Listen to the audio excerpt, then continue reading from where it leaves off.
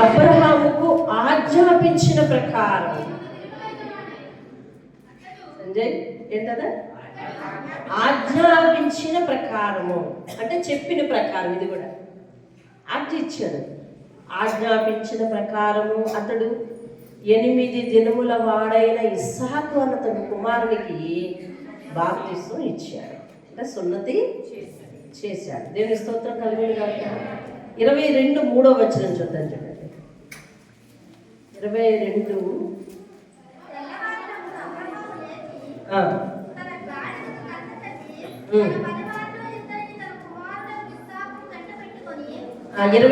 22:3 చదువుతున్నారు మీరు? ఓకే, చదవండి. వెంట పెట్టుకొని దహన బలి కొరకు కట్టెలు చీల్చి లేచి దేవుడు తనతో చెప్పిన చోటికి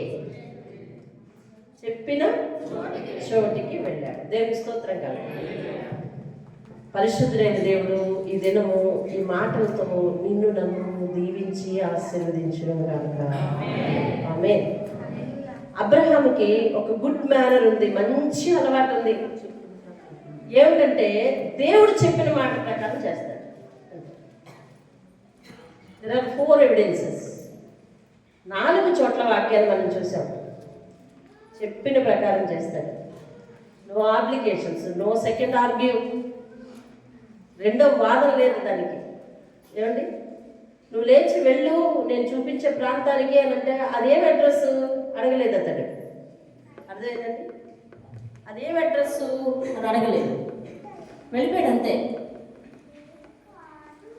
అలాగే నువ్వు మీ పిల్లలందరికీ బాప్తిసం ఇవ్వాలయ్యా, నీ పరివారికి బాప్తిసం ఇవ్వాలి, రక్షణ లేని వాడు నీ ఇంట్లో ఉండకూడదు అని అంటే అందరికీ ఒకే రోజు దేవుడు చెప్పిన ప్రకారం ఇచ్చేసాడు, బాప్తిసం ఇచ్చేసాడు. వాళ్ళందరితో పాటు ఇచ్చేసాడు. తర్వాత తన సొంత గర్భాన పిల్లడు పుట్టాడు. మరి వీడికి ఆ బాప్తిసం ఇవ్వవా అని దేవుడు చెప్తే అప్పుడు కూడా ఏం చేశాడంటే ఆన్ 8th డే 8వ రోజు ఇచ్చేసాడు వాళ్ళకి బాప్తిసం. అదే ఇచ్చేసాడు. అదే బాబు ఇంకా పెద్దవాడవని అని ఆబ్లిగేషన్ లేదు. చూసావు? అరే అది ఏ ఊరు వెళ్ళిపోమంటున్నావు నన్ను, నాకెట్లా తెలుస్తుంది అని ఆర్గ్యూ లేదు. అర్థమవుతుందా? మరి నేనంటే మా పిల్లలకు బాప్తిసం, నా దాసి కుమారుడికి పుట్టిన వాడిని బాప్తిసం ఇచ్చేస్తాను, మరి పనులందరికీ అంటే వాళ్ళంటే ఒప్పుకుంటారు అని నో ఆర్గ్యూ. చూసావు? వాళ్ళందరినీ ఒక త్రాటి మీదకి తీసుకొచ్చాడు, బాప్తిసం ఇచ్చాడు అంతే. 4th కేసు చాలా కాంప్లికేటెడ్ కేసు. 4వ వాక్య ఆధారం మనం చదివాం. అతడట చెప్పిన చోటికి వెళ్ళాడట. చెప్పిన చోటికి వెళ్ళాడు. ఏ సందర్భంలో ఎప్పుడో తెలుసా? ఈ ఒక్కగానొక్క కుమారుడు 8 రోజుల కుమారుడు బాప్తిసం ఇచ్చేసాడు. చూడండి, వాడు పెద్దోడైనప్పుడు, కొంచెం పెద్దోడైనప్పుడు దేవుడు అబ్రహాముతో అన్నాడు, ఆ కుమారుని బలిపు నాకు పలానా కొండకు వచ్చి అన్నాడు. బల అప్పుడు ఎదురు తిరగలేదు కానీ, మొన్న ఎదురు తిరగలేదు కానీ, నిన్న ఎదురు తిరగలేదు కానీ, ఇవాళ ఎదురు తిరగవలసిన విషయం మన దృష్టిలో చూస్తే. అవును కదండి? ఇప్పుడు కూడా ఏమంటున్నాడు తెలుసా? లేచి పద అంటున్నాడు. లేచి పద అంటున్నాడు. మనకేమనిపిస్తుంది? అబ్రహాం తెలివి తక్కువ అనిపిస్తుందా? అబ్రహాంకు మాటలు రావా? అబ్రహాం జ్ఞానహీనుడా? కాదు. అబ్రహాము వినయ మనస్కుడు అంతే. ఎవరికి మొదట వినయం చూపిస్తాడు అంటే దేవునికి వినయం చూపిస్తాడు అంతే. వినయం చెప్పిన ప్రకారం, ఆజ్ఞాపించిన ప్రకారం, చెప్పినట్లుగా చెప్పిన చోటకెళ్ళి పని చేసుకొస్తాడు. ఇటువంటి వాడిని ఏమంటాడు దేవుడు? వినయం అంటాడు. దేవుడు అంటాడా లేదా? వినయం. ఇది 4వ కేసులో అయ్యా ఇవ్వగా 75 సంవత్సరాలు నాకు వయసు అప్పుడు నువ్వు కనిపించి వాగ్దానం చేశావు, నాకు వివాహమే ఎప్పుడో అయింది కానీ అప్పటి వరకు పిల్లలు లేరు, 75 సంవత్సరాల వయసు అప్పుడు కనిపించి నీకు వాగ్దానం చేశాను, నువ్వు ఖచ్చితంగా నీకు పిల్లలు ఇస్తాను అని నువ్వు అన్నప్పుడు నేను 25 సంవత్సరాలు ఎదురు చూశాను.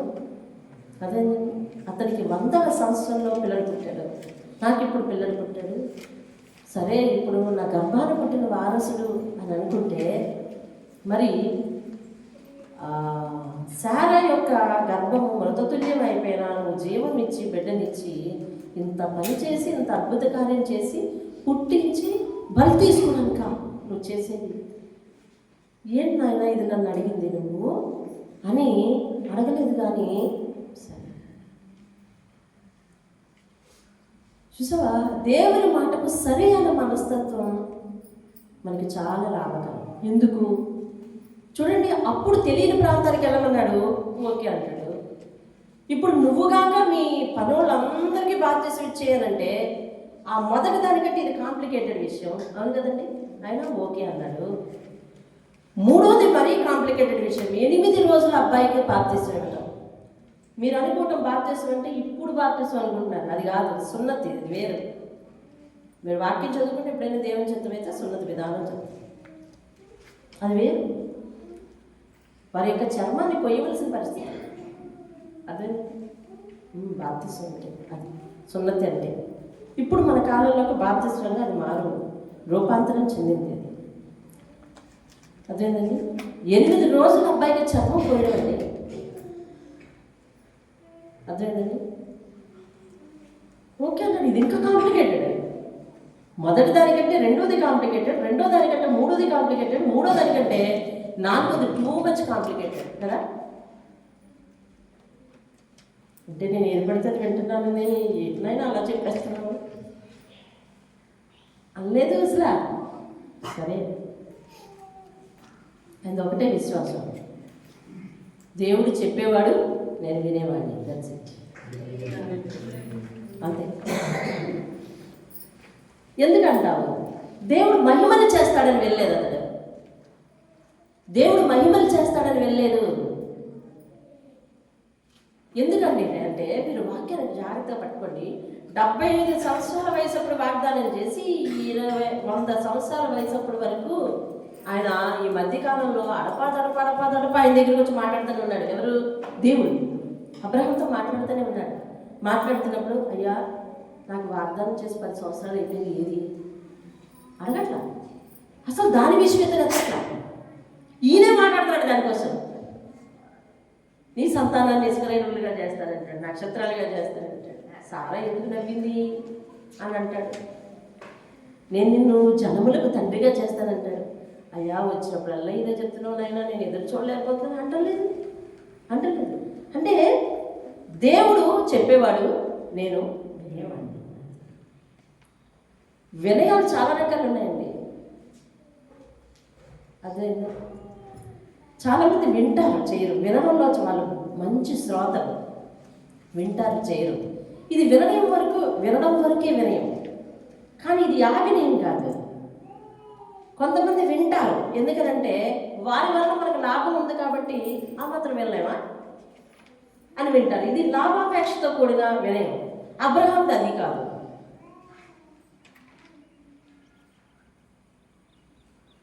అది క్లియర్, అర్థమవుతుందండి. అబ్రహాంది అది కాదు, లాభాపేక్షతో కూడిన వినయం కాదు. లాభాపేక్షతో కూడిన వినయం అయితే కలిసి ప్రతిసారి అయ్యా మన వాగ్దానం చేసేవేమైంది అడగకుండా ఉండడానికి ఆయనకు చుట్టూ ఉన్న పరిస్థితులు చాలా కాంప్లికేటెడ్గా ఉన్నాయి. అడగాలి ఆయన. ఎందుకు తెలుసా, ఒక పక్కన చుట్టుప్రక్కల సంటించేస్తారు, ఒక పక్కన పోరు భార్య దగ్గర నుంచి మొదలైపోయింది. పోరు ఎక్కడి నుంచి మొదలైందండి? భార్య దగ్గర నుంచి. నువ్వు వేరే పెళ్లి చేసుకుంటావు లేదా? అయ్యా అలా చేసుకోకూడదే బాబు, వేరే పెళ్లి చేసుకుంటావు లేదా? అయ్యా అలా చేసుకోకూడదే బాబు, వేరే పెళ్లి చేసుకుంటావు లేదా అని అంటే ఇలా ఎన్నిసార్లు చెప్పాడు తెలుసా? ఎన్నిసార్లు చెప్పాడు బైబిల్లో రాయలేదు, కానీ ఎన్ని సంవత్సరాలు చెప్పాడో బైబిల్లో రాసింది. 10 సంవత్సరాలు చెప్పాడు. ఓపిక ఉందా మీకు? మీ ఇంట్లో వాళ్ళకి దేవుని కార్యం గురించి, దేవుని క్రియ గురించి నచ్చ చెప్పుకునే ఓపిక ఉందా మీకు? వినయం. మీరు వినయం అంటే ఏమనుకుంటారంటే, మనకు నచ్చినంత వరకు మాట వినడం వినయం అనుకుంటారు. అర్థమవుతుందండి. ఏ మాత్రం కొంచెం వేడిగా తగిలినా, కొంచెం ముళ్ళుగా తగిలినా అంటే నిలబడి ప్రశ్నించే తత్వం మానవుల్లో ఉంది. అర్థమైందండి. వినయం ఇది, లాభాపేక్షతో వినయం కాదు ఇది. అరే అని దేవుడు చెప్తాడంతే, చెప్పిన వాడు చేస్తాడు. చెయ్యకపోయినా మనం అడగకూడదు, మన పరిధి మన పరిమితి అంటాడు అబ్రహాం. భార్య ఎందుకు నవ్విందండి? ఎందుకు నవ్వింది తెలుసా? ఓ ఎన్నిసార్లు చెప్పినావు ఇలాగా, అదే కదా ఆమె నమ్మకం అన్నారు. ఎన్నిసార్లు చెప్పినావు, అయినా నేను ఇప్పుడా అని, నేనేమో నా గర్భం అంతా చచ్చిపోయి ఉంటే ఇప్పుడు ఎట్టగయ్యా అని నవ్వింది. అప్పుడు ప్రశ్నిస్తున్నాడు దేవుడికి, అసాధ్యమైంది ఏమన్నా ఉందా? ఇది కూడా ఆలోచించలేదు అబ్రహాం. ఇంకేం ఆలోచించడు. దేవుడు వస్తాడు, ఆ తిథిని తీసుకుంటాడు, ఏదో వాగ్దానం చేసి వెళ్తాడు, ఆయన అంతే ఉంటాడు. మళ్ళీ దేవుడు కనిపిస్తాడు, వస్తాడు, ప్రత్యక్షం అవుతాడు, ఈయన ఆతిథ్యం ఇస్తాడు, ఆయన మళ్ళీ వెళ్ళి ఉంటాడు. ఇంక ఇదే వీళ్ళిద్దరి మధ్య సంభాషణ. వినయం, దేవుని స్తోత్రం కలుగుతుంది. లాభాపేక్షతో కూడిన వినయం కాదు ఇది. మనం ఎవరి మాట వింటామంటే ఎవరైతే మనకి లాభంగా ఉంటారో వారి మాట వింటాం. మనకి ఎవరైతే పనికిరారో వీడి మాట నేను వినేదండి అనిపిస్తుంది. అదేంటండి, అవసరం పోయిన తర్వాత కూడా ఇంక నేను ఇప్పుడు వీడి మాట వినేదండి, నాకేంటి అవసరం అనిపిస్తుంది. ఇది మానవ పరిధి, మానవుని రూల్స్ ఇవి. కానీ ఒక మానవుడే దేవునితో ఇలాంటి అటాచ్మెంట్ పెట్టుకున్నాడు. ఏమిటంటే దేవుడు చెప్పేవాడు, నేను వినేవాడు అంతే. What ever it may be, అది ఏదైనా ఆయన చెప్తాడు, నేను వినాలంతే. ఆయన చెప్తాడు, నేను చేయాలంతే. ఆయన చెప్తాడు, నేను వెళ్ళాలంతే. ఆయన చెప్తాడు, నేను సత్స వహించాలంతే. ఇది వినయం, ఒబీడియన్స్. దేవుని స్తోత్రం. అర్థమైందండి. అతనితో కూడా ఒక ఆయన ఉన్నాడు. అతని పేరు ఏం పేరంటే లోతు. ఏం పేరండి అతని పేరు? లోతు. ఈయన ఎవరంటే అబ్రహాము యొక్క మరో సోదరుడు ఉన్నాడు, అతని కొడుకు, తమ్ముడు, కుమారుడు. అబ్రహాం వాళ్ళ నాన్నగారి పేరు తెరహు. ఏం పేరు చెప్పండి? 12వ అధ్యాయం పైన ఉంటుంది ఇదంతా, తెరహు. ఇప్పుడు అబ్రహాముకి పెళ్ళయింది, వాళ్ళ తమ్ముడికి పెళ్ళయింది. వాళ్ళ తమ్ముడు నాన్నగారి కంటే ముందే చచ్చిపోయాడు. ఎవరికంటే ముందు? ఎవరు? తండ్రి అంటే ఎవరు? తెరకు కన్నా ముందు చనిపోయాడు. ఆ బిడ్డ ఏమయ్యాడంటే అనాథ అయిపోయాడు. ఆ బిడ్డ పేరే లోతు. అప్పుడు తెరవి ఏం చేశాడంటే, కన్నాడు వెళ్దామని పదా అని చెప్పేసి, ఆ ప్రాంతం వెళ్ళి జీవిద్దామని చెప్పేసి అబ్రహాంకి అప్పుడే పెళ్లి చేశాడు కదా. అబ్రహాంని, తన భార్యని, అలాగే తన చిన్న కొడుకుని లోతుని వెంట పెట్టుకుని వీళ్ళందరూ వెళ్ళారు అక్కడికి. అర్థమైందండి? వీళ్ళందరూ వెళ్ళి, ఇప్పుడు వినండి. తర్వాత తెరకు చనిపోయాడు. అక్కడికి వచ్చిన తర్వాత తెరకు ఏం చేశాడంటే చనిపోయాడు. తెరకంటే ఎవరు? తాతగారు చనిపోయాడు. లోతు తాతగారు చనిపోయాడు. అబ్రహాం తండ్రి చనిపోయాడు. నాయనా, మా నాన్న ఉన్నంతకాలం అంటే నేను తీసుకొచ్చినారు, ఇప్పుడు నేను ఎక్కడ పడితే అక్కడికి నేను అంటే తీసుకుని వెళ్ళలేను, నీ బాధ నువ్వు పడు, నీకు ఎవరి వయసు వచ్చింది కదా అని అబ్రహాం అనలేదు. దేవుడు ఎప్పుడైతే నువ్వు లేచి పలానా చోటకు వెళ్ళు అనగానే అతడు వెళ్ళిపోతూ తండ్రి బాధ్యతను కూడా, తండ్రి ఏదైతే పట్టుకొని అదనపు బాధ్యతను పట్టుకొని వచ్చాడో ఆ బాధ్యతను పట్టుకొని ఇతను కూడా వెళ్ళిపోయాడు అంతే. లోతును తీసుకుని వెళ్ళిపోయాడు, లోతును వెంట తీసుకుని వెళ్ళిపోయాడు అంతే. దేవుని స్తోత్రం. హల్లెలూయా. ఇది తండ్రి యొక్క అదనపు బాధ్యతే కదండి. తండ్రి యొక్క అదనపు బాధ్యత ఇతడు భరిస్తున్నాడు. అంటే ఇతనికి దేవుని మాట వినే వినయమే కాక మానవ సంబంధాలు కూడా చాలా బాగున్నాయి. మానవ సంబంధాలు కూడా ప్రేమ, వాత్సల్యం, దయ, జాలి, ఇటువంటివన్నీ, బాధ్యత, ఇవన్నీ కూడా ఉన్నాయి. చక్కగా తీసుకొచ్చుకున్నాడు. ఈ లోతు ఫ్రమ్ ద స్టార్టింగ్ అబ్రహాం యొక్క మొదటి నుంచి కూడా అబ్రహాం యొక్క ప్రవర్తన చూస్తున్నవాడే. కానీ ఎట్లా తయారయ్యాడు అంటే, ఆయన ప్రార్థన చేసుకుంటాడులే, ఆయన మాట్లాడుకుంటాడులే, ఆయన దీవిస్తాడు, ఈయన ఎలాగ నన్ను చూస్తాడు, నేను ప్రత్యేకంగా ప్రార్థించి ప్రత్యేకంగా సంబంధం దేవునితో పెట్టుకొని ప్రత్యేకంగా కష్టపడాల్సిన పని లేదు అని నిమ్మలంగా ఉంటాడు. ఎవరు? లోతు.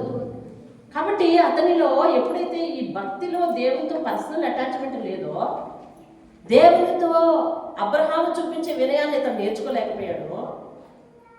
నాకేం పర్వాలేదు, అబ్రహాం ఉన్నాడు కాబట్టి నన్ను ప్రత్యేకంగా దేవుడు దీవించిన అవసరం లేదని ఎప్పుడైతే అనుకున్నాడో, ప్రతిదానికి కూడా దేవుని మాట వినడంలో అతను ఏమాత్రం వినయం నేర్చుకోలేదు. చూడండి 19వ అధ్యాయం, 19వ అధ్యాయానికి రండి. 19వ అధ్యాయం ఒక ఆర్డర్లో మనం వెళ్ళాలి. 19వ అధ్యాయం 16వ వచనం చూడండి. 16వ అతడు తడవు చేసెను, యెహోవా కనికరపడుట వలన అతను భార్య చేతికి చాలు. ఇప్పుడు దేవుడు లోతుకు ప్రత్యక్షమై లోతుతో ఒక మాట అంటున్నాడు. ఏమనంటే, నేను సొదొమ గొమొర్రా అనే పట్టణాన్ని కాల్చివేస్తాను. అసలు అక్కడికి అతను ఎందుకు వెళ్ళాడు? 13వ అధ్యాయానికి ఒకసారి కొంచెం వేచి ఉండండి, వాక్యాన్ని ఆధారంగా చూడండి. వెనకైనా ముందైనా మనం కొంచెం వాక్య ఆధారంగా గమనించండి. 13వ వచనం, 13వ అధ్యాయం చూడండి. 13వ అధ్యాయం 5వ వచనం చూడండి. అబ్రహాముతో కూడా వెళ్ళిన లోతునకు గొర్రెలు, గొడ్లు, గుడారములు కనుక వారు కలిసి నివసించుటకు ఆ ప్రదేశం చాలక, ఎందుకనగా వారి ఆస్తి. అప్పుడు అబ్రహాము పశువుల కాపర్లకు కలహము. ఎవరెవరికి కలహం వచ్చిందండి? పనులకి కలహం వచ్చింది.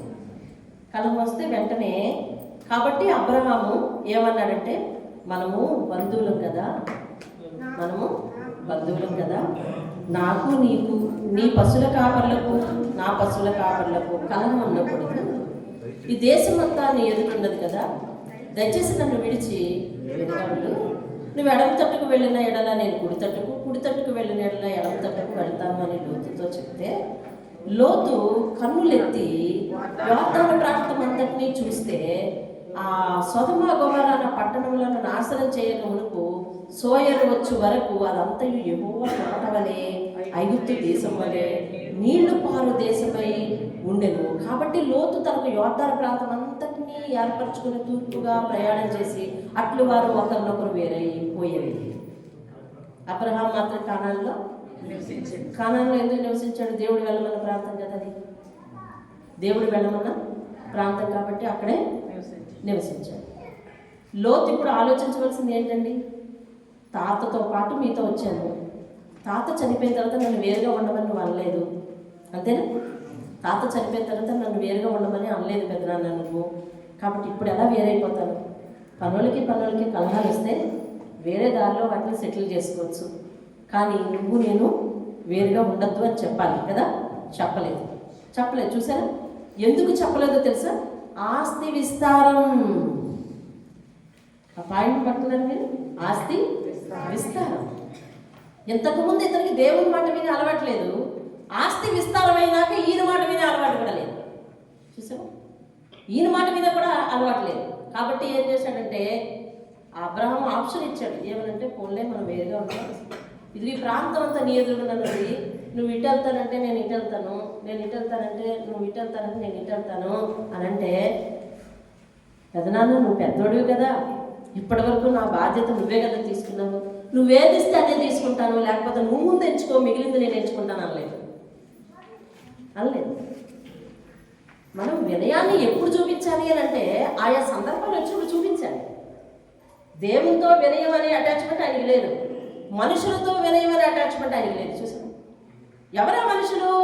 అతని బాధ్యత తీసుకుని అతనికి ఉపయోగపడే మనుషుల విషయంలో వినయం చూపించాల్సిన అటాచ్మెంట్ ఎందుకు లేదంటే ఆస్తి విస్తారత. చూసాము, మనకు కూడా అంతే. మనకు మేలు చేసిన వాళ్ళు వదిలేస్తాం తర్వాత, ఎందుకంటే కొంచెం డెవలప్లో ఉంటే వదిలేస్తాం. మన ఆప్షనే మనం తీసుకుంటాం తప్ప వాళ్ళకి ఆప్షన్ ఇవ్వము. ఎప్పుడైతే అబ్రహాము ఎప్పుడు ఒకలాగే ఉన్నాడు, దేవుడే కదా నన్ను అభివృద్ధి చెందించిన వాడు అని అనుకున్నాడు. సరే, ఇతను ఎంత తీసుకుంటే అంత తీసుకోవాలి అని చెప్పి, చిన్నోడు కదా, తండ్రి పోయినోడు కదా, నేను ఎంత చెప్పినట్టు అతనికి ఏముంది? జాలి, దయ, బాధ్యత, కనికరం, పెద్దరికం అంతా ఉంది. కాబట్టి నువ్వు తీసుకోయ్యా అనగానే తీసుకున్నాడు. తీసుకుని మిగిలింది వదిలేస్తే దేవుడు ఏమంటున్నాడు చూడండి. 14వ వచనం, లోతు అబ్రహామును విడిచిపోయిన తరువాత, అంటే నచ్చింది తీసుకొని వెళ్ళిపోయిన తర్వాత, అంతే కదా, నచ్చింది తీసుకొని వెళ్ళిపోయిన తర్వాత, ఇన్నాళ్ళ పెంపకాన్ని తృణీకరించిన తర్వాత, కలిసి ఉండాలి అనే ఐక్యతను పోగొట్టుకున్న తర్వాత, విడిపోవాలని అనుకున్న తర్వాత, తనకు నచ్చిన నచ్చిన ఆప్షన్ తను తీసుకొని వెళ్ళిపోయిన తర్వాత దేవుడు వచ్చాడు. ఇప్పుడు వచ్చాడు అసలు రంగంలో. చూడు వచ్చేవాడు, ఇదిగో నీ కన్నులెత్తి నీవు ఉన్న చోట నుండి ఉత్తరపు తట్టు, దక్షిణపు తట్టు, తూర్పు తట్టు, పడమర తట్టు చూడు. ఎందుకనగా నీవు చూచుచున్న ఈ దేశం అంతటి నీకు నీ సంతానానికి సదాకాలము ఇచ్చేదను, మరియు నీ సంతానం భూమి మీద నుండి ఇసుక రేణువుల వలె విస్తరింపజేసేదని. ఎట్లనగా ఒకడు భూమి మీద నుండి రేణువులను లెక్కింపగలిగినలా నీ సంతానాన్ని కూడా లెక్కింపవచ్చును అన్నాడు. అనగానే 18వ వచనం లాస్ట్ చూడండి. అక్కడ 18వ వచనం లాస్ట్ లైన్, అక్కడ యెహోవాకు, దేవునికి స్తోత్రం. అబ్రహాం యొక్క లక్షణం అంతా ఏంటంటే నేను దేవునికి ఏం చేస్తున్నాననే టాస్క్లో ఉంటాడు. ఇదంతా ఎందుకు చదివించడం వచ్చింది అంటే అబ్రహాం యొక్క ఆలోచన అంతా కూడా నేను దేవుడికి ఏం చేయగలుగుతున్నాను అంతే. నాదేం పోతుంది, నేనేం పోగొట్టుకుంటున్నాను, నా పెద్దరికానికి వెలుగుతున్నారా లేదా, నా మాటకు వెలుగుతున్నారా లేదా, నన్ను మర్యాదగా చూసుకుంటున్నారా లేదా, నన్ను ఇలాగన్నారా లేదా, అలాగన్నారా లేదా, ఈ టాస్క్ అతను లేవు. అతని టాస్క్ అంతా ఒకటే, దేవుడు కనిపిస్తే ఏం చేయాలి. ఈ గొడవంతా వదిలేశాడు. దేవుడు కనిపిస్తే ఏం చేయాలి, అర్థమవుతుందండి. దేవుడు కనిపిస్తే ఏం చేయాలి, వెంటనే బలిపెట్టి కట్టించాడు. దేవుడి స్తోత్రం. అర్థమైందండి. ఇతను ఈ అధ్యాయంలో అతనికి ఇచ్చిన వాగ్దానం కొన్ని సంవత్సరాల తర్వాత నెరవేరింది, ఇప్పుడు కాదు. కానీ బలిపెట్టి ఎప్పుడు కట్టాడండి, వెంటనే చెప్పాలండి, వెంటనే ఇప్పుడు కట్టాడండి, త్వరగా. దేవుడి స్తోత్రం. అంటే దేవుని మాటని ఎలా వింటాడు తెలిసిందా, దేవుడి స్తోత్రం. హల్లెలూయా. దేవుని మాట ఎలా వింటాడు తెలుసా, త్వరగా వింటాడు. దేవుని స్తోత్రం కలగదు. హల్లెలూయా. అతడేమో నువ్వు ఇటు వెళ్తే నేను ఇటు వెళ్తానయ్యానంటే ఆయన వెళ్ళిపోయిన వైపు ఆయన వదిలేసి ఇప్పుడు ఈ అబ్రహాం ఎటువైపు ఉన్నాడో అటువైపు దేవుడు వచ్చి ఇదిగో నీ కన్నుల మేర చూడు, తూర్పు వైపు చూడు, పడమర వైపు చూడు, ఉత్తర వైపు చూడు, దక్షిణ వైపు చూడు, అంతా నీ సంతానానికి సదాకాలం ఇస్తానయ్యా. దేవుడి స్తోత్రం. సదాకాలం ఇస్తాననే వాగ్దానం ఇచ్చేసాడు. దేవుడి స్తోత్రం కదా. ఎవరి విషయంలోనైనా ఫస్ట్ ఆప్షన్ తీసుకోవడానికి ఇష్టపడకపోయినా పర్వాలేదు, ఇష్టపడద్దు. ముందు వాళ్ళే ఫస్ట్ ఆప్షన్ తీసుకుని కొంచెం వెనక తగ్గు. ఈవేళ మనం లైన్లో నిలబడి, అదేంటండి, లైన్లో నిలబడి భోజనాలు చేస్తుంటాం, లైన్లో నిలబడి రేషన్కి వెళ్తుంటాం, లైన్లో నిలబడి చాలా చోట్ల ఏదో తంబలు ఏమి వెళ్తుంటాయి కదా, తంబలు చిటికిన వెళ్ళి వేయడానికి వెళ్తుంటాం కదా. అక్కడ కూడా మనం లైన్లో నిలబడడానికి ఇష్టపడతాం. ముందెవరు, వెనకతడా ఎవరు? వస్తాయా కొట్టాట్లు, వస్తున్నాయా? వస్తాయా లేదు చెప్పండి. మీకు కాదు, అక్కడ వస్తున్నాయా లేదు చెప్పండి. అందులో కారణం మనం కూడా అవుతుంటాం కొన్నిసార్లు. అదేంటండి, అది ఎందుకండి, ఇక్కడ మన స్థలంలో ఒకసారి ఒక మీటింగ్ పెట్టారు, క్రిస్టియన్ మీటింగ్. ఈ మండలంలో ఉన్న పాస్టర్లు అందరూ వచ్చారు ఏమండి. అలాగే మేము ఇక్కడ ఒకసారి సేవకుల మీటింగ్ పెట్టినాం, అప్పుడు కూడా కొంతమంది సేవకులు వచ్చారు. జస్ట్ పాపం ఆవిడ అంతే, ఆ పెద్ద ఆవిడ వచ్చి లైన్లో నిలబడింది అంతే. ముందున్నోళ్ళు కయ్యి మరిపోయారండి. అప్పుడే నేను ఏ లైన్లో వచ్చాను, నువ్వు ఎప్పుడు వచ్చేసి దారిలో దూరేస్తున్నావు అని.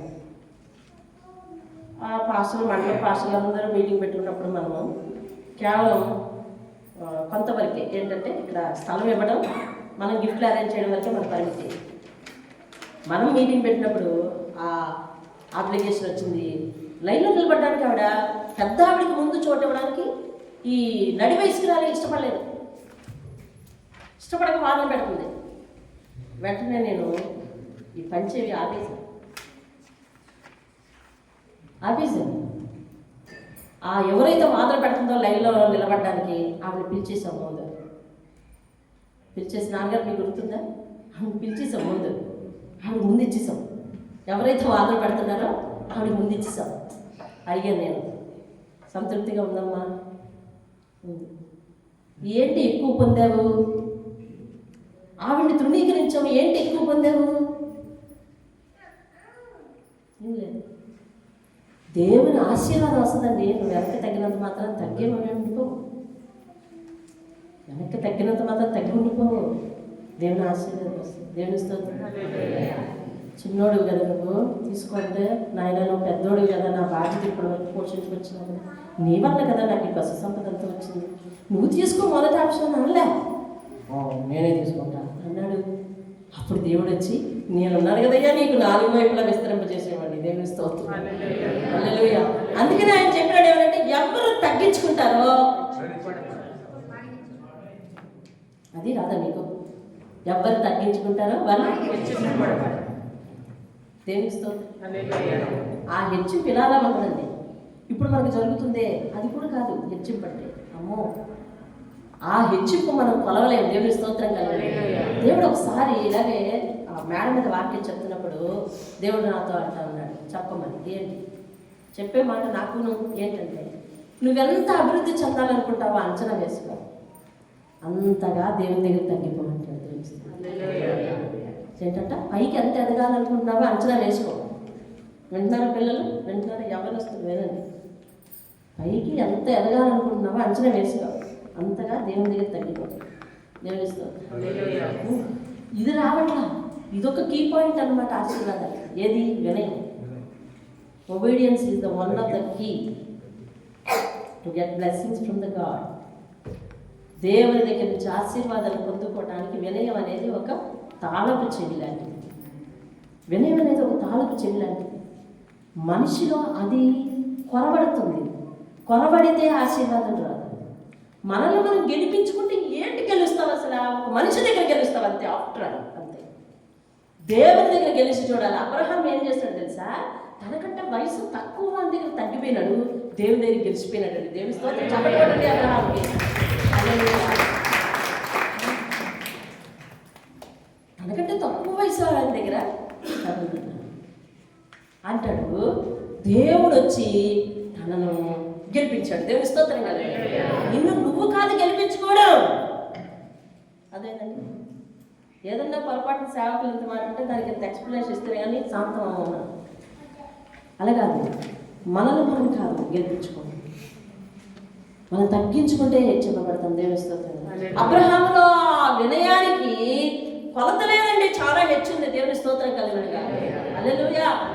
తండ్రి బాధ్యతను అతని మీద వేసుకోవడం కాక కలహం వస్తే, బాబు ఏంటి నీ పరిస్థితి ఏంటి, విడిపోయి ఉంటావా అని అంటే ఓఎస్ అన్నాడు అతడు. అంటే ఓఎస్ అని ఫస్ట్ ఆప్షన్ తీసుకుంటే, అప్పుడు అబ్రహాము దగ్గరికి దేవుడు వచ్చి వెంటనే తన మనసును ఓదార్చి, అరే ఇన్నాళ్ళు నేను ఇంతగా చూశానే అని అని మనసులో బాధపడ్డాడేమో. రాయలేని సంగతులు మనం ప్రస్తావించకూడదు. వెంటనే వచ్చి, అబ్రహామా నువ్వు దిగులు చెందకు, నేను నన్ను నువ్వు ఇదిగో తూర్పు తట్టు చూడు, ఉత్తరపు తట్టు చూడు, దక్షిణ తట్టు చూడు, పడమర తట్టు చూడు, 4 వైపులా నేను నిన్ను ఆశీర్వదించి విస్తరింపజేసి నీ సంతానానికి ఆ స్థలము సదాకాలం నేను ఇస్తానయ్యా, నీకే కొదువా అన్నాడు. హల్లెలూయా. గొప్ప దేవుడండి. నువ్వు నమ్ముకున్న దేవుడు. ఆయన దగ్గర నువ్వు ఎంత తగ్గించుకుంటే అంతా హెచ్చిస్తాడండి. మనుషుల దగ్గర గెలవడం కాదండి, మన యొక్క అహాన్ని చూపించుకోవడం కాదండి, మన యొక్క మాట పైన ఉండడానికి ప్రయత్నించడం కాదండి.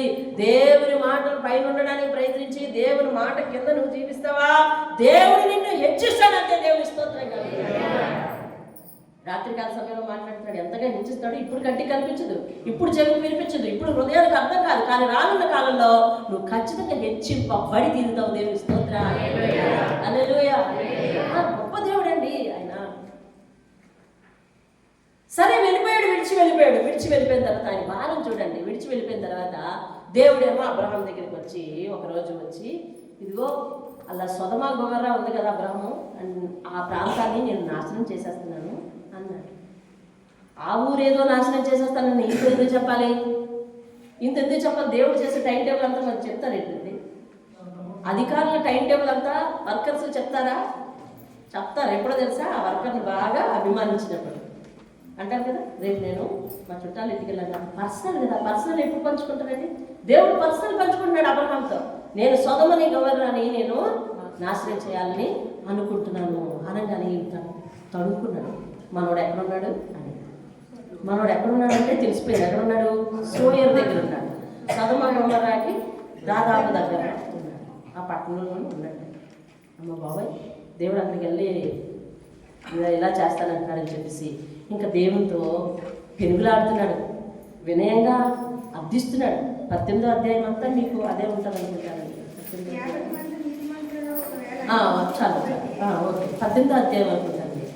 దేవుడితో ఆర్గ్యూ చేస్తాడు. అయ్యా, ఆ ప్రాంతంలో 50 మంది ఉన్నా నువ్వు పట్టణాన్ని నాశనం చేయకయ్యా అని అంటే, చేయను, అలాగే చేయను. మళ్ళీ మళ్ళీ అప్లికేషన్ అలాగా 40 మంది ఉన్నా నాశనం చేస్తావేంటి అని అంటే, చేయను.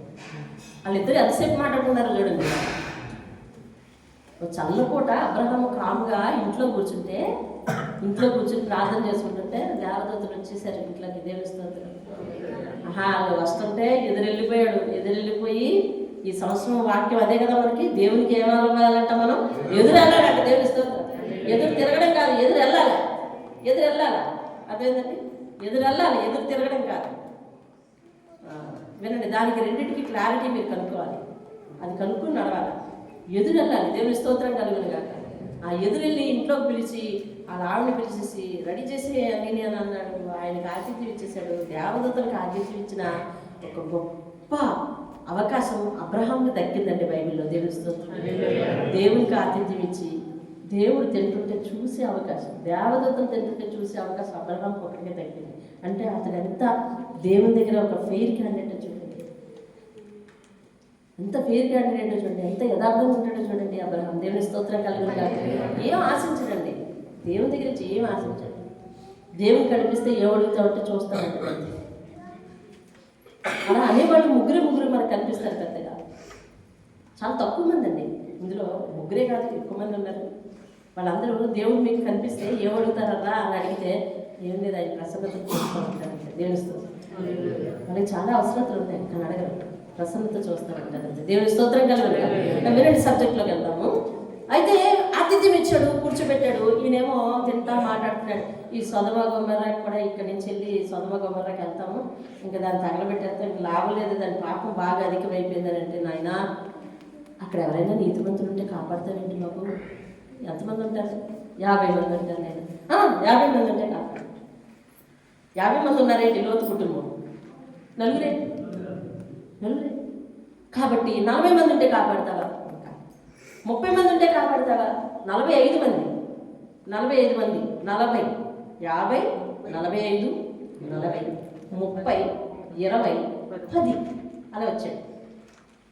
10 మంది ఉంటే కాపాడుతావా అన్నాడు. 10 మంది ఎందుకు లెక్కేసినాడు తెలుసా? అప్పటికి వాళ్ళకి సంబంధాలు కుదిరిపోయి. ఎవరికి? లోతు కుమార్తెలకు సంబంధాలు కుదిరిపోయి. అందుకని వాళ్ళు కూడా ఉంటారు కదా, వాళ్ళ కుటుంబ సభ్యులు కూడా ఉంటారు కదా. అందుకని అప్రాక్సిమేట్ లెక్కేసుకుని 10 మంది అడిగి ఆపేశాడు. అంతే, 10 మందిని కాపాడుతున్నారు అన్నాడు. దేవుని స్తోత్రం కదా. ఆయన మనవి విని ఆ నీతిమంతులను కాపాడతానని చెప్పి ఆ అడ్రస్ ఈయన కనుక్కుని, మొత్తానికి అడ్రస్ కనుక్కోవడం అంటే అయ్యా ఇలాగానే చెప్పే ఉంటాడు ఖచ్చితంగా. అందుకని ఆ లోతు దేవుడికి తెలీదా? ఆ లోతు దగ్గరికి వెళ్ళి ఈయన ఎవరి గురించి అడిగాడో దేవుడికి తెలీదా? లోతు గురించి అడిగాడని తెలిసి ఆ ఇంటెన్షన్, అబ్రహాం ఇంటెన్షన్ అర్థమయ్యి వాళ్ళ దగ్గరికి వెళ్ళి వాళ్ళని కూడా రక్షించడానికి దేవదూతలు బయటికి తీసుకొచ్చి, నాయనా ఇక్కడ ఉన్నపో అలాన్న దగ్గరికి వెళ్దాము అని అంటే, అది 19వ అధ్యాయం 16వ వచనం.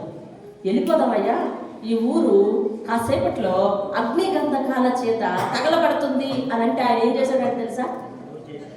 16వ వచనం చెప్పండి మీరు. 16వ వచనం ఏం చేశాడండి? అగ్ని గంధకాలతో కాల్చేస్తున్నారా బాబు అని అంటే పరిగెట్టిపోవాల్సింది పోయి ఆలోచించాడంట. ఎందుకు ఆలోచించాడంటే, మనం రక్షించకపోతారా దేవుడు?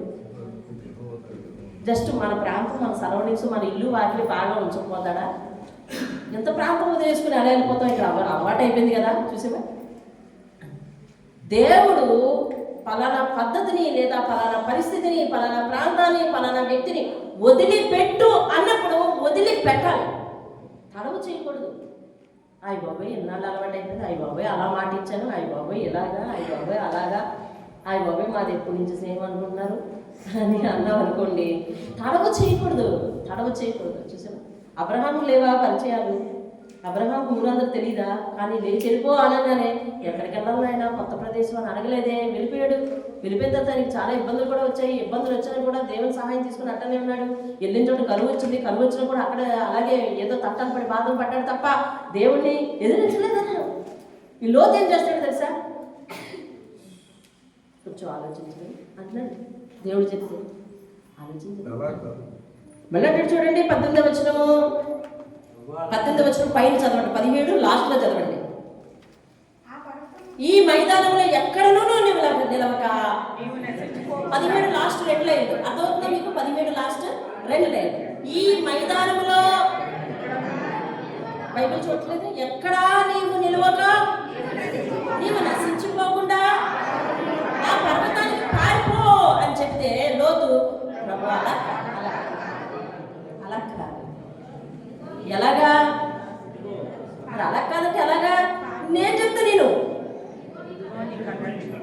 అర్థమైందండి?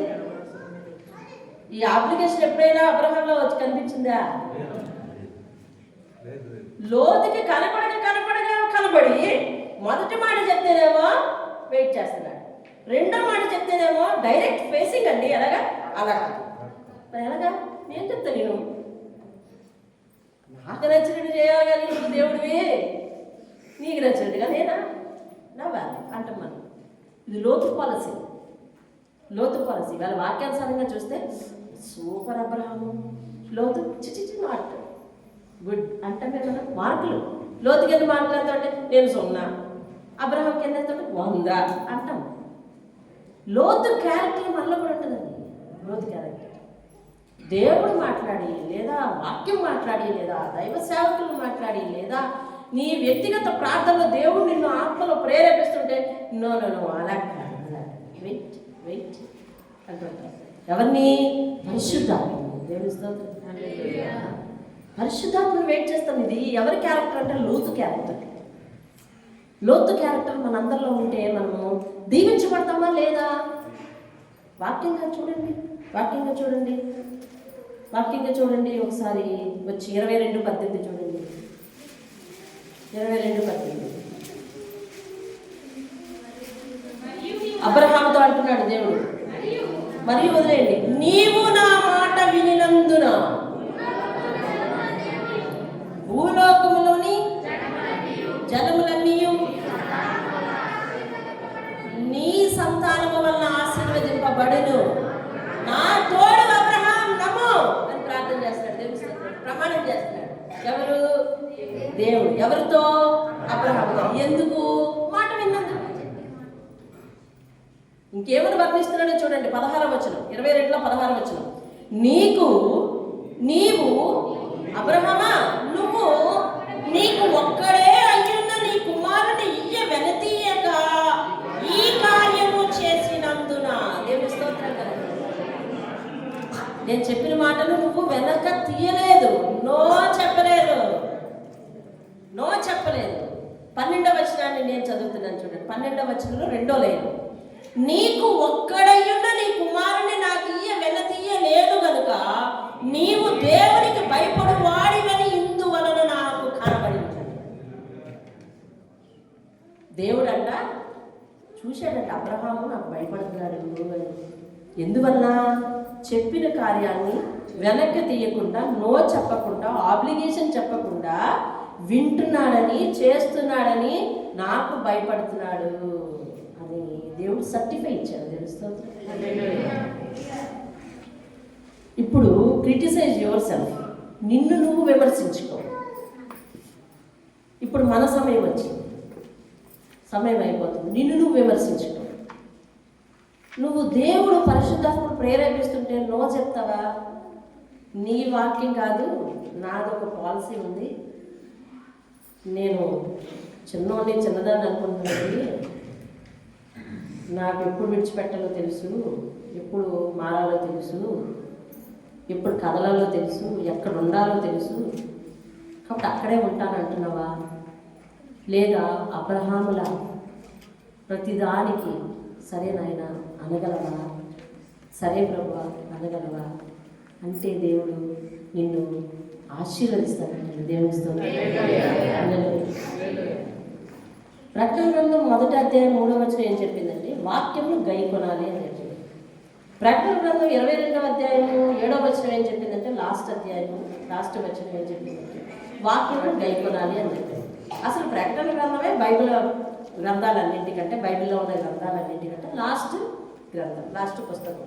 అందులో 1వ అధ్యాయం వాక్యాన్ని గైకొనాలి అంటుంది, ఆఖరి అధ్యాయం వాక్యాన్ని గైకొనాలి అంటుంది. అంటే లాస్ట్ అండ్ ఫైనల్ థీమ్ ఏంటంటే దేవుడి దగ్గరికి వచ్చేవారు ధన్యులు, దేవుడికి ఇచ్చేవారు ధన్యులు, దేవుని పరిచర్య చేసేవారు ధన్యులు, దేవుని మాట వినేవారు ధన్యులు, దేవుని వాక్యాన్ని చదివేవారు ధన్యులు. ఓకే, అన్నీ బాగానే ఉంది. అనుసరించు వారు మరి ధన్యులు. ఫైనల్ స్టేట్మెంట్ అంతే. అంటే ఇప్పుడు మనందరిలో దేవుడు ఎవరిని చూస్తాడు? వినేవారిని చూస్తాడు. విని అనుసరించేవారు, వాక్యాన్ని అనుసరించి వినయం చూపించి అనుసరించేవారిని. దేవుని స్తోత్రం. వినయం చూపించి అనుసరించడంలో ఏముంటాయండి? కష్టమైనా కాంప్లికేటెడ్ అయినా చేయాల్సింది ఉంటుంది. అబ్రహాముకు మొదటి ఆజ్ఞ కొంచెం కష్టమే, రెండవ ఆజ్ఞ ఇంకొంచెం కష్టం. అర్థమైందా? మర్చిపోయారా? మొదటి ఆజ్ఞ ఏంటి? నువ్వు లేచి వేరే ఊరు వెళ్ళు. రెండో ఆజ్ఞ ఏంటి? మొత్తం ఫ్యామిలీ మెంబర్స్ అది వింటున్నారా? ఏది నిద్ర వచ్చిన వాళ్ళు దేవుని స్తోత్రం చెప్పండి. అమ్మో ఎలర్ట్గా ఉన్నారు అంటే వచ్చినా కూడా ఎలర్ట్గా ఉన్నారంటే ఎక్స్ట్రాడినరీ. మీరు ఆల్రెడీ నేను అది గమనించి చెప్పాను, కానీ మీరు మిమ్మల్ని మీరు కంట్రోల్లో పెట్టుకున్నారు. మీరు ఎక్స్ట్రాడినరీ. సరే ఓకే, పోలే ఈ వంకనైనా పోయింది. ఏంటది? నాకేం పోయింది పక్కకి. రెండవ ఆజ్ఞ మరీ కాంప్లికేటెడ్. ఎలాగా? కుటుంబ సభ్యులందరికీ, నీ పనులందరికీ, నీ పనుల పిల్లలకు కూడా బాగా. మూడోది కాంప్లికేటెడ్, 8 రోజులు అబ్బాయికి ఇచ్చేది. నాలుగోది వెరీ కాంప్లికేటెడ్, ప్రాణాలు. ఏ దశలో కూడా అతను నో చెప్పడండి. దేవునికి స్తోత్రం, హల్లెలూయా. అతనికి దేవునితో సంబంధం ఎక్కువ. అతనిలో ఉన్న 10 లక్షణాలు చెప్తాను వినండి. మొదటిది దేవునితో సంభాషణ, దేవునితో సంబంధం. దేవునితో అతను ప్రత్యక్షంగా మాట్లాడతాడు. లోతుగా అలాంటి అలవాట్లేదు. అబ్రహాము దీవించబడడానికి, అతని జనం దీవించబడడానికి, అతని సంతానం దీవించబడడానికి 10 లక్షణాలు. లోతు దీవించబడలేకపోవడానికి అదే 10 లక్షణాలు. లోతు సంతానం ఏమైందో తెలుసా? శాపగ్రస్తమైన సంతానాన్ని ఉత్పత్తి చేసి. ప్రపంచమందరూ కూడా దేవుని వాక్యము సగం తెలిసిన వాళ్ళు, బైబిల్ని మొదటి పేజీలు చదివి విడిచిపెట్టేసిన వాళ్ళు, సరిగ్గా అధ్యాయానికి వచ్చేసరికి విడిచిపెట్టేస్తున్నారు ఏమో. లోతు కుమార్తెలు లోతుతో పాపం చేశారు అని రాసి ఉన్న తర్వాత ఈ బైబిలే పాపము రాసి ఉంది అని సర్టిఫై చేస్తున్నారు. అసలు అక్కడ దాకా చదివారు కదా, కాబట్టి మొత్తం అంతా కథ అంతా ముందే ఉంది. ఏమిటా ముందు? అతను వెళ్ళలేదన్నమాట. వినకుండా ఎక్కడ ఉన్నాడు? అసలు మనసులోనే తిరుగుబాటు ఉంది, మనసులోనే మొండితనం ఉంది, మనసులోనే అనైతికత ఉంది. అసలు నివసించిన ప్రదేశం అనైతికత, అసలు నైతిక విలువలు ఎవరూ లేవు. ఆఖరికి చిన్న గుంటడు కూడా, అంటే చిన్న ఎవరాడు 4 సంవత్సరాల పిల్లడు, 5 సంవత్సరాల పిల్లడు, 6 సంవత్సరాల పిల్లడు, 7 సంవత్సరాల పిల్లడు దగ్గర నుంచి బాలుడితో సహా, బాలుడు అంటారు కదండి, బాలుడితో సహా ఆడవాళ్ళతో పాపం చేసే వ్యవహారం వాళ్ళకి ఎక్కువ ఉందండి. ఆ ప్రాంతాలు అలాంటివి. ఆ ప్రాంతంలో నుంచి వచ్చారు ఇక్కడ, ఆ ప్రాంతంలో పుట్టారు పిల్లలు, ఆ ప్రాంతంలో నుంచి వచ్చాడు. అందుకని వాళ్ళ ప్రవృత్తి అట్లాగా పనిచేసింది. ఎప్పుడైతే పర్వతానికి వెళ్ళిపోయామో ప్రవృత్తి ఎట్లా ఉంటుంది అనిపిస్తుంది అనుకున్నారు. అంతేగాని ఇంకా మరి ఏంటి వరస, ఏంటి పద్ధతి, ఏంటి వినయం అనేవి వాళ్ళకి లేవు. అది పట్టుకొని బైబిల్లో తప్పు ఉంది అని అనడం మన అవివేకం అవుతుంది. అది వదిలిపెట్టేసేయండి. అబ్రహాం దీవించబడడానికి 10 కారణాలు ఏమిటంటే తను దేవుడితో ప్రత్యక్షంగా సంబంధం కలిగి ఉన్నాడు, దేవుడితో ప్రత్యక్షంగా మాట్లాడతాడు. లోతుకి అట్లాంటి అనుభవం లేదు. తనకు బాధ్యత ఎక్కువ ఉంది. ఎట్లాగో తెలుసా? తండ్రి బాధ్యతను తను తీసుకొచ్చుకొని పెట్టుకున్నాడు. అవునా అండి? తండ్రి బాధ్యతను తను తీసుకొచ్చి పెట్టుకున్నాడు. లోతుకి అలాంటి బాధ్యతలు ఏమీ లేదు. బాధ్యత ఉండుంటే అయ్యో నన్ను పెంచినవాడు ఇప్పటి వరకు నీ దగ్గర నేను ఉండాలి, నీ మాట వినాలి, నీ వల్ల లాభం పొందాను, నేను ఉండాలని అనుకున్నాను. లేదు, నమ్మకం పరిస్థితుల కన్నా దేవుని మీద నమ్మకం ఎక్కువ. దేవుని స్తోత్రం కలగాలి. అబ్రహాము నీ కుమారుని ఇచ్చే అని అంటే పరిస్థితుల మీద నమ్మకం ఉంచలేదు, దేవుడి మీద నమ్మకం ఉంచాడు. అతను ఎవరి మీద అండి? దేవుడి మీద. నువ్వేం చేస్తున్నావు తెలుసా? నువ్వు ఎందుకు దేవుడిలో వెనకబడతావో తెలుసా? నువ్వు పరిస్థితులను చూస్తున్నావు. నువ్వు నీ పరిస్థితులను చూసి భయపడుతున్నావు, నువ్వు పరిస్థితులను చూసి బెంగపడుతున్నావు, నువ్వు నీ పరిస్థితులను చూసి దిగులు పడుతున్నావు. నీ పరిస్థితుల కంటే అత్యున్నతమైన వాడి దేవుడు. అంతకుముందు నీ జీవితంలో ఎన్నో అద్భుత కార్యాలు చేయడం నీకు తెలుసు. ఇప్పుడు వచ్చిన పరిస్థితులు కొత్తవా దేవుడికి? ఇదేమైనా కొత్త సిలబస్సా దేవుడికి? ఈ సిలబస్లో నుంచి నేను బయట తీయలేడా? ఈ కష్టాల నుంచి బయట తీయలేడా? నువ్వెందుకు వెనకడుగు వేస్తున్నావు? దేవుడి మీద అపనమ్మకం. నువ్వంటావు దేవుడి మీద నాకు ప్రేమ ఉంది, నమ్మకం ఉంది అని అంటావు. కాదు, అది అపనమ్మకం. అందుకని వెనకపడుతున్నావు. అలా వెనకపడటానికి వీలు లేదు. అదవుతుంది నమ్మకం. పరిస్థితుల కంటే దేవుడి మీద నమ్మకం ఎక్కువ ఉంచాడు. నిర్ణయాలు ఎట్లా నిర్ణయాలు తీసుకుంటాడు తెలుసా? ప్రార్థన ఆధారంగా తీసుకుంటాడు. దేవుని స్తోత్రం కలగాలి. ప్రార్థన చేసి ఏదైనా ప్రతి చోట బలిపీఠం కడుతుంటాడు. ఎంత బలిపీఠం అంటే ఏంటంటే ప్రార్థన. ఇప్పుడు మనం ఎక్కడ కడతాం బలిపీఠం? బలిపీఠం అంటే ఈ కట్టే బలిపీఠం కాదండి, మన ప్రార్థనే బలిపీఠం. అయింది ఎప్పుడు పడితే అప్పుడు ప్రార్థన చేస్తాడు. ప్రార్థన జీవితం అతనికి ఎక్కువండి. అర్థమవుతుందండి. విభజన సమయంలో కూడా అవతల వాళ్ళకి అవకాశం ఇచ్చాడు. అవునా? విడిపోవలసిన సమయంలో ఎవరికంటే అవకాశం ఇచ్చాడు? చిన్నవాడికి అవకాశం ఇచ్చాడు. తనకంటే చిన్నవాడికి అవకాశం. నేను తీసుకొస్తే వచ్చావు, నా వల్ల అభివృద్ధి చెందావు కాబట్టి నేను చెప్పిన మాట మీద నీ నచ్చితే ఉండి నాకు తెలుపో, అదిగో ఆ మూల తీసుకో, ఈ మూల తీసుకో. ఇది అలానే ఎలా తీసుకున్నాడు తెలుసా? విభజన విషయంలో కూడా, విభజన సమయంలో కూడా మంచి ధోరణి కలిగి ఉన్నాడు. వినయంగా ముందు ఎంపిక అవకాశం ఇచ్చాడు. తర్వాత దేవుడి చేత అమాంతంగా దీవించబడ్డాడు. దేవుని స్తోత్రం కలిగి ఉన్నాడు. హల్లెలూయా. నివాసం ఎక్కడ నివసించాడు తెలుసా? గుడారాల్లో నివసించాడు. గుడారాలు. లోతెల్లి సొదమ పట్టణంలో నివసించాడు. లోతెల్లి ఎక్కడ నివసించాడు తెలుసా? పట్టణంలో నివసించాడు. మన ఇల్లు ఇప్పుడు మనకు నచ్చదు, ఎందుకు తెలుసా? మన ఇంట్లో చాలా సమస్యలు ఉన్నాయి కదా, ఉన్నాయి కదా, ఉన్నాయి. అది చాలా సమస్యలు, ఆర్థికంగా సమస్యలు అన్ని. మనకి ఇప్పుడు ఇల్లు ఒక నరకంలా కనిపిస్తుంది. లేదు, అందులోనే ఉండి భక్తి కొనసాగించు. దేవుడు ఖచ్చితంగా నిన్ను ఎక్కడ తీసుకెళ్తాడు తెలుసా? రమ్యమైన స్థలానికి తీసుకెళ్తాడు. దేవుని స్తోత్రం. సంఖ్యాకాండము ఎంత? సంఖ్యాకాండం చూడండి, 22:5. ఒకసారి చూడండి, 24:5. 24:5 సంఖ్యాకాండం 24:5. సమయం అయిపోతుంది చూసారా? యాకోబు నీ గుడారములు, చూసారా? ఇశ్రాయేలు నీ నివాస స్థలం. నివాస స్థలం అంటే ఏంటంటే బిల్డింగ్, నివాసం పర్మనెంట్ కదా. గుడారం పర్మనెంటా? కాదు, నివాసం పర్మనెంట్. నివాస స్థలం ఎలాగైందంటమ్మా? రమ్యమైందండి. ఎప్పుడైంది? ఇశ్రాయేలుగా మారాక. ఇశ్రాయేలుగా మారాక రమ్యమైంది. ఇశ్రాయేలుగా మారాక. యాకోబులా ఉన్నంత వరకు ఈ గుడారంలో ఉన్నాడు. ఇశ్రాయేలుగా మారిన తర్వాత ఎక్కడికి వచ్చాడు? దేవుని స్తోత్రం కలిగి. అబ్రహాము గుడారాల్లోనే జీవించాడు. లోతెల్లి ఎక్కడ జీవించాడు తెలుసా? ద క్యాపిటల్ సిటీ అనుకుంటే అక్కడికి వెళ్ళాడు. అదేంటంటే అక్కడ జీవించాడు. బలిపీఠం, మాట్లాడితే బలిపీఠం కట్టే ఒక అలవాటు అబ్రహాం ఉంది. 12 ఏళ్ళలో ఒక బలిపీఠం కడతాడు. రాసుకుని కాలుస్తాడు. 12:8 ఒక బలిపీఠం కడతాడు. ఒకే వాక్యం కాడ. 12 ఏళ్ళలో ఒక బలిపీఠం, 12:8 ఒక బలిపీఠం, 13:18 ఒక బలిపీఠం. ఇందాక చూసాం కదా మనం, 13:18 లోతు నుంచి విడిపోయిన వెంటనే దేవుడు ప్రత్యక్షమైన బలిపీఠం. బలిపీఠం కట్టే అలవాటు. అస్సలు అలాంటి ప్రస్తావనే తేడు లోతు. అదేంటండి, వేరే పోదాం అన్నప్పుడు బలిపీఠం కట్టినట్టుగా మీరు చూడరు. సొదొమ గొమొర్రా వెళ్ళిపోయినప్పుడు బలిపీఠం కట్టినట్టుగా మీరు చూడరు. ఆ సొదొమ గొమొర్రా మీద దేవుని ఉగ్రత వచ్చింది. ఆ ప్రాంతం నుంచి బయటపడ్డాడు, బతికి బయటపడ్డాడు. అక్కడ వెంటనే బలిపీఠం కట్టినట్టు కనపడదు మీకు. ఎప్పుడు ప్రార్థన చేసి అలవాటు లేదు. తినడం, అలా ఈదులో కూర్చోవడం, మాట్లాడుకోవడం, ఇంకింతే తిరగడం. లోతు జీవితం అలాగే ఉంది. కాలుస్తే చూడండి, ఇంటి దగ్గర తింటాడు, వీధిలో కూర్చుంటాడు, అందరితో మాట్లాడుకుంటాడు, ఏదండి రచ్చబండ మీద కూర్చుంటాడు, మళ్ళీ సాయంకాలం ఇంటికి వస్తాడు. ఇంకంతే. పిల్లలు ఎలా నైతికంగా పెరుగుతున్నారు, ఇల్లు ఎలా నైతికంగా ఉంది, అసలు ఎవరు విశ్వాసంగా ఉన్నారు, ఎవరు విశ్వాసంగా లేరు. ప్రార్థనా జీవితం ఉంటుంది ఏమి లేదండి. ప్రార్థనా జీవితం లోపిస్తే, అబ్రహాము కూడా ఉండి ప్రార్థనా జీవితాన్ని నేర్చుకోకుండా భ్రష్టుడు అయిపోయిన వాడు లోతు. నువ్వు ఎంతమంది పరిశుద్ధంతో జీవిస్తున్నావే ఉంది. నువ్వు అసలు చేయాలి కదా. నువ్వు చెయ్యకపోతే నీ జీవితంలో నీకు ప్రార్థన లేవు వస్తే నువ్వు నాశనం అవుతావు. అది దేవుడు నిన్ను ఆశీర్వదించడానికి పిలిచి అనేక మంది ఆత్మీయులు నీకు సహాయంగా ఇస్తాడు, ఫ్రెండ్షిప్గా ఇస్తాడు. అదేనండి, ఫ్రెండ్షిప్. అపవాదం ఏం చేస్తుందంటే, నువ్వు పాడవ్వాలంటే ఒక మూడుకుండి నీకు జతేస్తాడు. దేవుడు ఏం చేస్తాడంటే ఒక ఆత్మీయుని జతేస్తాడు. ఇప్పుడు నువ్వు మంచి చెడు నువ్వే నిర్ణయించుకొని అక్కడ పోవాలి. అట్లాగా అతనికి ప్రార్థన జీవితం లేదు.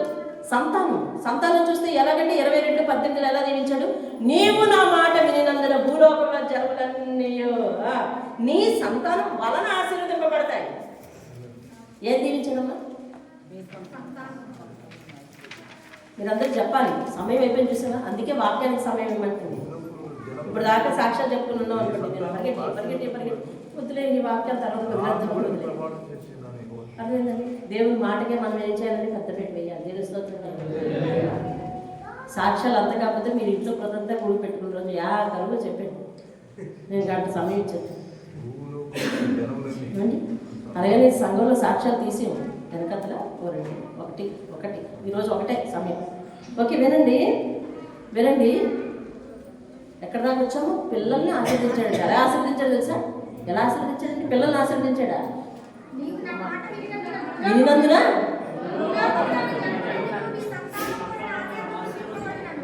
ఏమంటాడు సంజయ్? నాకు అర్థం అవ్వలేదు. సతీష్ ఏమంటాడు? సతీష్ బాబు ఏమంటాడమ్మా? నీ సంతానం వల్ల ఇతరులు ఆశీర్వదింపబడతారు అంటాడు. అంటే అర్థం ఏంటి? వీళ్ళు ఇంకా ఎక్కువ ఆశీర్వదింపబడతారు. అదేనండి, ముందు మనకు ఆశీర్వాదం నిండితే కదా ఎవరినైనా ఆశీర్వదిస్తాం. మన వల్ల ఇతరులు బాగుపడేటట్టు చేస్తారంటాడు. అప్పుడు గుర్తుందా? అర్థమవుతుందా అన్నా? మన వలన ఏంటంటే అంటే ఆ ఆశీర్వాదానికి నీ పిల్లల్ని సెంటర్ చేస్తాడనమాట. హల్లెలూయా. నిన్ను సెంటర్ చేస్తాడు. ఒకప్పుడు మీరు లేకపోతే నా జీవితం ఇలా ఉండేది కాదండి. మీరు ఆ సమయంలో దేవుని పరిచయం చెప్తే, ఆ సమయంలో మీరు అలా చెప్పకపోతే, లేకపోతే ఆ సమయంలో మీరు ఉండకపోతే, ఆ సమయంలో మీరు సహాయం చేయకపోతే అంటారు నేను చూసి. ఎవరో ఆశీర్వాదానికి నువ్వు కారకులు అవుతావంట. దేవుని స్తోత్రం. అలాంటి ఆశీర్వాదాన్ని పిల్లల మీద సంపాదించేశాడండి అబ్రహాము. ఒబీడియన్స్ ఎంత వరకు గెలిచిపోయిందో చూడండి. దేవుని స్తోత్రం. వినయం గెలిచిపోయింది. వినయం గెలిచిపోయింది. తగ్గించుకుని ఉంటావా? మాట వస్తుందా? ఉన్ని మాట పడుతున్నావా? ఉన్ని దేవుడు ఎవరి పక్షాన్ని చేరిపోతాడు తెలిసినా నీ పక్షాన్ని చేరిపోతాడు. వేమిస్తుంది. అప్పుడు నువ్వు చూసే వాళ్ళకి చేతగాని వాళ్ళగా చేతగాని దానిగా అనిపించవచ్చు, లేని దానిగా అనిపించవచ్చు. కానీ అన్ని ఆశీర్వాదాలకు నిండు కొండైనటువంటి దేవుడే నీ పక్షాలు ఉన్నాడు. దేవుని స్తోత్రం. ఆ సత్యాన్ని మర్చిపోవద్దు. దేవుని స్తోత్రం. అన్ని ఆశీర్వాదాలకు నిండు కొండ నా దేవుడు. దేవుని స్తోత్రం. అన్ని ఆశీర్వాదాలకు నిండు కొండ, ధనాహారము ఇది నా దేవుడు. దేవుని స్తోత్రం కలిగి. హల్లెలూయా. అతడు ఒక వ్యక్తిని ఆశీర్వదించడం పట్టాడంటే అవధులు ఉండవు. దేవుని స్తోత్రం కలుగునుగాక. విస్తారము నాకు చాలు దేవా అనాలి. దేవుని స్తోత్రం కలుగునుగాక. హల్లెలూయా. ఆ రీతిగా ఆశీర్వదిస్తాడు. కానీ వినయం ఎంతవరకు గెలిచిపోయిందో చూసాడు దేవుడి దగ్గర. దేవుని స్తోత్రం కలుగునుగాక. హల్లెలూయా. మంచి ప్రార్థనా జీవితం. ఇతరుల కొరకు మధ్యవర్తిత్వాన్ని వహించాడు. లోతు కోసం ఇతను ప్రార్థన చేశాడు. అంతేనా?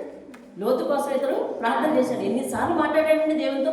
ప్లీజ్ 50 మంది, ప్లీజ్ 40, ప్లీజ్ 40. ఇన్నిసార్లు మాట్లాడేస్తాడు తెలుసు అసలు అండి. యోబు రాశాడు ఏమని తెలుసా? అంత నీతిమంతుడు మాట రాశాడు. దేవుడు ఒక్క మారే పలుకును లేదా 2 మార్లే మాట్లాడు అంటే అంతకంటే దేవునితో మాట్లాడడానికి ఆయన సాహసించలేదు. వేరే అబ్రహాం దగ్గరికి వచ్చేసరికి అది కాదు. There is a deep friendship. చాలా డీప్గా ఉంది. ఎందుకంటే వాళ్ళు అంతసేపు ఆర్గ్యూ చేసుకుంటారు.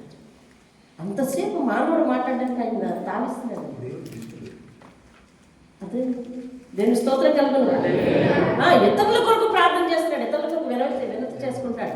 అసలు లోతు తన కోసం ప్రార్థన చేసుకునే తత్వమే లేదు. ఎక్కడైనా లోతు ప్రార్థన చేసినట్టు మీరు వాక్యం చూపించండి. తన కోసం ఇది లేదు. ఇతరుల కోసం ఏంటి లేదు అసలు. చివరి ఫలితం ఏంటో తెలుసా? సంతానం బహుగా ఆశీర్వదించబడిపోయింది. వాళ్ళ సంతానం శాపానికి నష్టానికి కారణమైంది. అందుకనే దేవుడు అంటాడు ద్వితీయం తీసుకున్నాడు, ఆకాశం భూమి ఆలకించి ఇదిగో నేను పిల్లలను పెంచి పెద్ద చేశాను అని యెషయా గ్రంథంలో అంటాడు.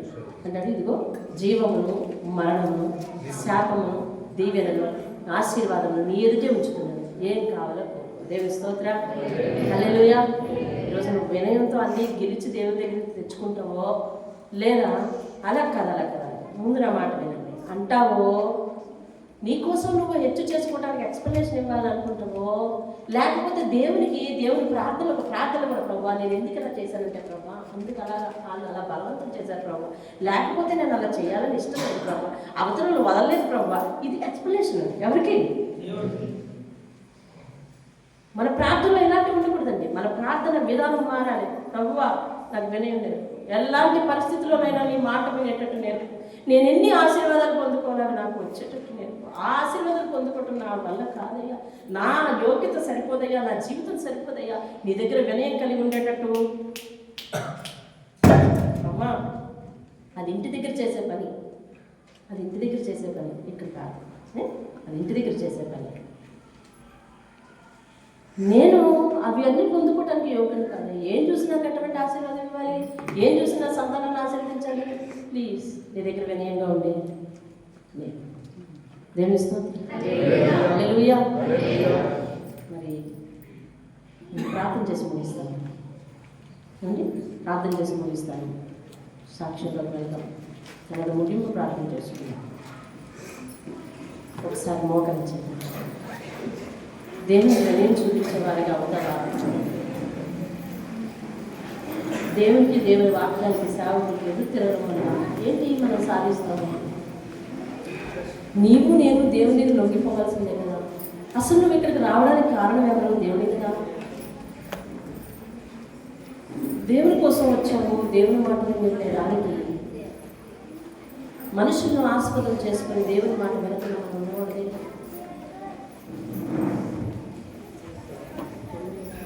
వినయం మనిషిని గెలిపించేసింది. దేవునికి స్తోత్రం. హల్లెలూయా. వినయం మనిషిని గెలిపించేసింది. దేవుడు వినయానికి పెద్ద పీట వేశాడు. ఆయన మాటలు గొప్పవి, ఆయన వాగ్దానాలు గొప్పవి. ఆయన చెప్తాడు, నేను మహోన్నతులను, మహాగణులను, పరిశుద్ధులను, నీతిమంతులైనప్పటికీ వినయము గలవారి యొద్దను, దీన మనస్సు గలవారి యొద్దను నేను నివాసము చేస్తాను అని 57 యెషయా గ్రంథం 15వ వచనంలో మహాగణుడును, మహోన్నతుడును, పరిశుద్ధుడును, నిత్య నివాసి అయిన వాడు ఇలాగ సెలవిస్తున్నాడు, నేను మహోన్నతమైన పరిశుద్ధ స్థలంలో నివసించేవాడు అయినను వినయము గలవారి ప్రాణమును ఉజ్జీవింప చేయుటకు, నలిగిన వారి ప్రాణమును ఉజ్జీవింప చేయుటకు వినయము గలవారి యొద్దను, దీన మనస్సు గలవారి యొద్దను నేను నివసిస్తాను. ఆ కిందనే చెప్తాడు, నేను అతని ప్రవర్తన చూస్తాను, అతన్ని స్వస్థపరుస్తాను, విడిపిస్తాను, నడిపిస్తాను, గొప్ప చేస్తాను, దుఃఖించి వారిని ఆదరిస్తాను. ఎన్ని వాగ్దానాలండి వినయం గలవారు. ఆ తాళం చెవినే మనం పోగొట్టేసుకుంటామా? ఎంతసేపు మనల్ని అర్థం చేసుకోవాలని పోజెస్ చేస్తామా? దేవుడు మనల్ని అర్థం చేసుకుంటే ఎంత బాగుంటుంది. మన మిత్రులకు అర్థం కాకపోతే, దేవా నాది తప్పైతే నాకు చెప్పు, అర్థం లేదు వారిదే తప్పైతే వారికి తెలియచేయనైనా అనాలి. లెట్ యూ, నువ్వే ముందెళ్ళు అనాలి. సరే కానీ నేను వెనక్కి తగ్గుతాను అనాలి. దేవా ఎన్ని ఆత్మీయ పాఠాలు నేర్పినామని. ఒక్క అబ్రహాం జీవితం ఎంతమంది జీవితాలు వెలిగిస్తుందో కదా ఈరోజు. దేవా నీతిమంతుడు, జనములకు తండ్రి, ప్రార్థన చేస్తున్నాడు. మహాగణుడైన అత్యంత ఆశీర్వాదాలు తెచ్చిపెట్టగల వినయాన్ని మేమెవ్వరూ విస్మరించకుండా మా హృదయాన్ని లోపరుచుకుంటున్నాం. సహాయం చేయండి. పరిశుద్ధాత్మ కూడా మా హృదయానికి వినయం నేర్పుకునేటప్పుడు మా హృదయంలో ఎన్నో సంఘర్షణలు అయ్యా, ఎలా మానుకోవాలి, ఎలా వదులుకోవాలనే సంఘర్షణలు వచ్చినప్పుడు దాన్ని జయించే బలమివ్వు పరిశుద్ధాత్మ కూడా, దాన్ని ఓవర్కమ్ చేసే బలమివ్వు పరిశుద్ధాత్మ కూడా. పరిస్థితులను కాదు, నీ మాటను చూసే కనులివ్వు పరిశుద్ధాత్మ కూడా. నేను అటు ఇటు తొలగిపోయి కాదు, నిన్ను చూస్తూ తిన్నగా నడిచే నడక నాకు ఇవ్వయ్యా.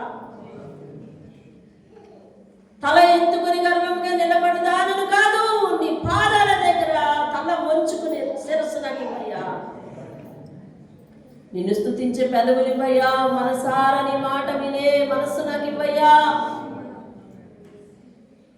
పరిశుద్ధాత్ముడా వినయము గలవారి యొద్దను, దీన మనస్సు గలవారి యొద్దను నేను ఉంటానని సెలవిస్తున్నాను అయ్యా. ఎంత నీతిమంతుడు, ఎంత ప్రయోజనకారి, చిన్న పిల్లడి దగ్గర వినయం చూపించినట్టుగా చూపిస్తున్నావు అయ్యా. యోబు ఎంత నీతిమంతుడు, ఎంత యథార్థవంతుడు, ఆ ముగ్గురు స్నేహితుల దగ్గర ఎంతగా తగ్గించుకున్నాడు అయ్యా. మహామహులందరూ కూడా నీ సన్నిధిలో మనుషుల ఎదుట వినయంగా నడుచుకున్నాడు. అవన్నీ మాకు చెప్పి మా వ్యక్తిత్వాన్ని కడుతున్నందుకు పరిశుద్ధాత్ముడా నీకు వందనాలయ్యా. మాట నుండి తొలగిపోకుండా స్థిరమైన పునాది మాకు నేర్పయ్యా దేవా.